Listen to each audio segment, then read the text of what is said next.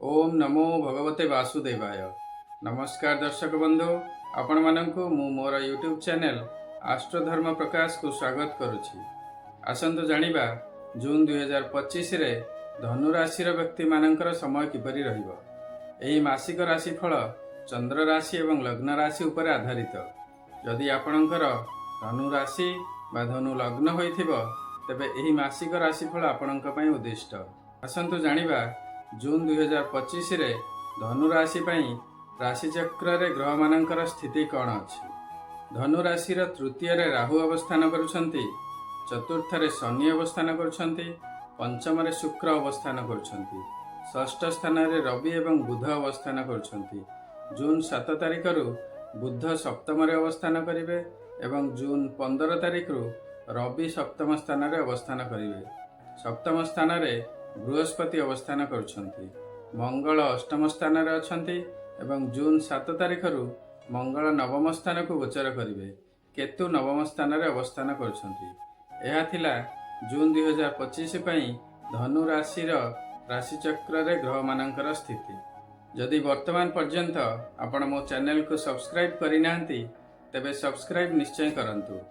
शनिंकर राशि परिवर्तन, बृहस्पतिंकर राशि परिवर्तन एवं राहु केतुंकर राशि परिवर्तन प्रभाव आपणक राशि उपरे कौन पड़िबो एवं यार प्रतिकार कौन, जदि आपण डिटेल रे जानिबा को चाहुचंती तेबे मो चैनल को सब्सक्राइब करंतु एवं ए समस्त वीडियो देखंतु।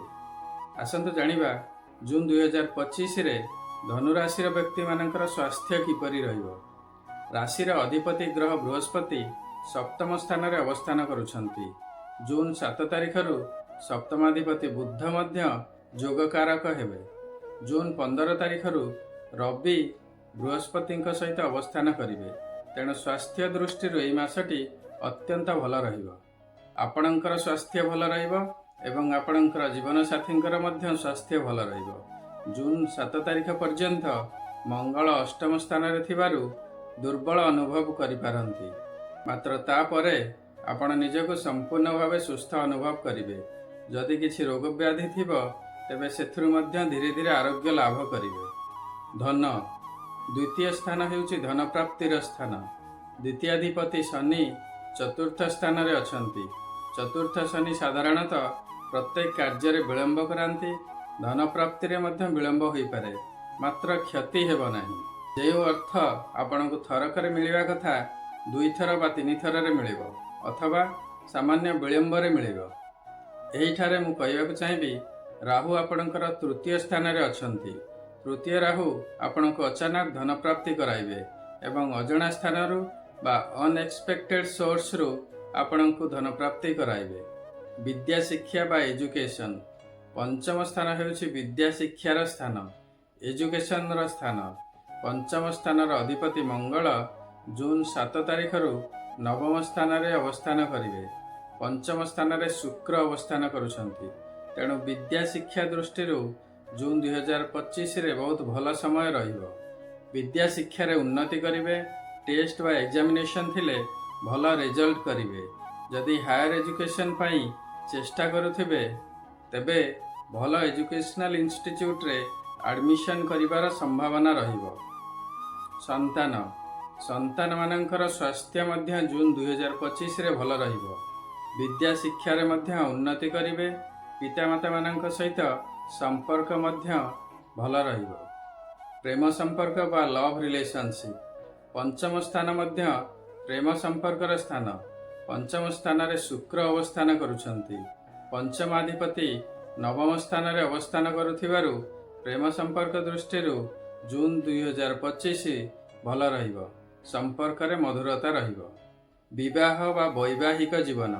सप्तम स्थान हेउछि विवाहर स्थान, वैवाहिक जीवनर स्थान। सप्तमाधिपति बुध जून 7 तारिख रु स्वस्थान रे अवस्थान करिवे। सप्तम स्थान रे राशि रे अधिपति बृहस्पति अवस्थान करुछंती। जून 15 तारिख रु भाग्याधिपति रवि मध्य जोगकारक हेबे। तेणु आपणकर वैवाहिक जीवन अत्यंत सुंदर रहिबो। स्वामी स्त्री मध्य संपर्क रे मधुरता आसीबो। गृह मध्य सुख समृद्धि वृद्धि पाइब। गृह रे मांगलिक कार्य मध्य होई पारे। ଦୁହେଁ ମିଶିକରି ପୂଜାପାଠ ଧର୍ମକର୍ମରେ ମଧ୍ୟ ସମୟ ଅତିବାହିତ କରିବେ। ଭାଗ୍ୟ। ନବମ ସ୍ଥାନ ହେଉଛି ଭାଗ୍ୟର ସ୍ଥାନ। ନବମାଧିପତି ରବି ଜୁନ୍ 15 ତାରିଖ ପର୍ଯ୍ୟନ୍ତ ଷଷ୍ଠ ସ୍ଥାନରେ ଏବଂ ତାପରେ ଶେଷ 15 ଦିନ ସପ୍ତମ ସ୍ଥାନରେ ବୃହସ୍ପତି ଏବଂ ବୁଧଙ୍କ ସହିତ ଅବସ୍ଥାନ କରିବେ। ନବମ ସ୍ଥାନରେ ଜୁନ୍ 7 ତାରିଖରୁ ମଙ୍ଗଳ ଅବସ୍ଥାନ କରିବେ।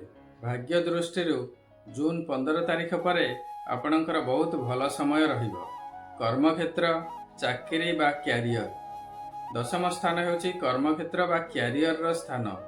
ଦଶମାଧିପତି ବୁଧ, ଯିଏକି ଆପଣଙ୍କର ସପ୍ତମାଧିପତି ମଧ୍ୟ, ସପ୍ତମ ସ୍ଥାନରେ ସ୍ୱଗୃହରେ ବୃହସ୍ପତିଙ୍କ ସହ ଅବସ୍ଥାନ କରୁଛନ୍ତି।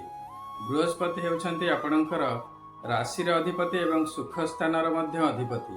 କର୍ମକ୍ଷେତ୍ରରେ ଆପଣଙ୍କର ଏହି ମାସ ଅତ୍ୟନ୍ତ ଶୁଭ ଅଛି। କାର୍ଯ୍ୟରେ ଉନ୍ନତି କରିବେ, ପ୍ରଶଂସା ମଧ୍ୟ ପାଇବେ। ଉଚ୍ଚ ସମ୍ମାନ ସହିତ ଧନପ୍ରାପ୍ତି ମଧ୍ୟ ହେବ।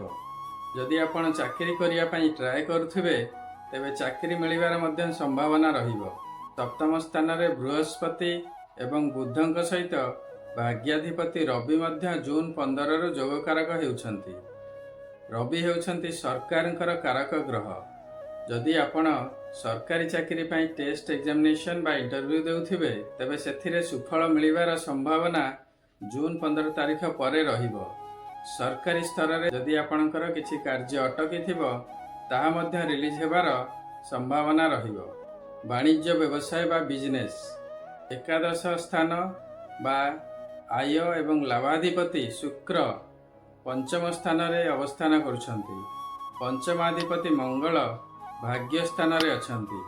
ବୃହସ୍ପତି ସପ୍ତମ ସ୍ଥାନରେ ଏବଂ ତାଙ୍କ ସହିତ କର୍ମାଧିପତି ବୁଧ ମଧ୍ୟ ଅବସ୍ଥାନ କରୁଛନ୍ତି।